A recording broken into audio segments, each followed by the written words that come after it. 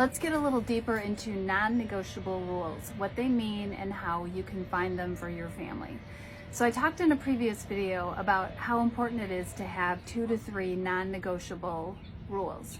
Things that you will, as your kids go through their adolescence, you're not going to be flexible on. Now, that being said, non-negotiables can be changed over time depending on your experience with your kid. Let me give you an example. For years, we had a non-negotiable that we weren't doing sleepovers. And I had a lot of good reasons behind it. I've done a video on it if you want to look for that.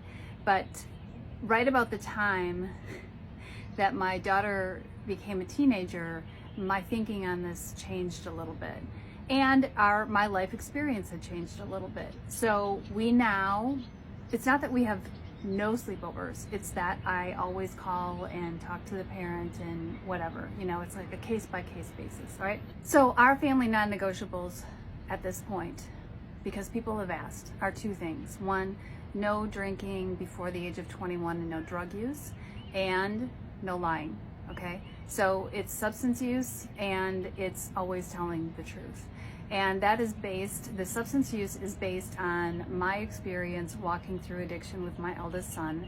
And it doesn't come from a place of fear. It comes from a place of knowing the adolescent brain and how it's not yet fully developed. And a kid who's drinking at 15, 16, 17, 18 is drinking with a different brain than someone who's 21. 21 is not a magic age, but your brain is that much closer to being developed and therefore less susceptible under certain circumstances to addiction.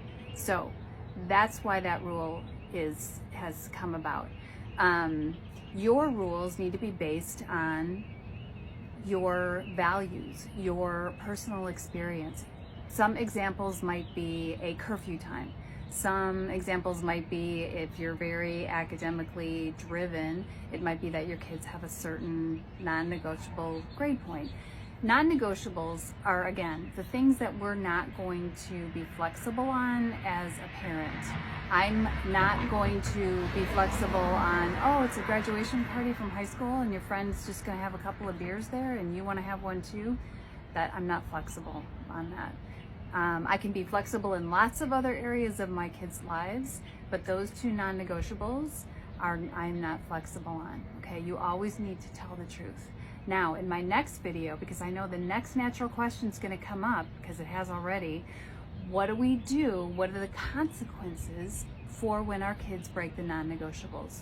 So a reminder, non-negotiables are based on your family values, what's important to you, and what you are unwilling to be flexible with. The older our kids get, the more flexibility we need to give them to build their autonomy and individuality and their resilience.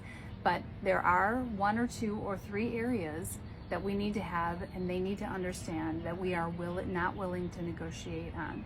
So in the next video, we'll talk about what happens when they break the non-negotiable.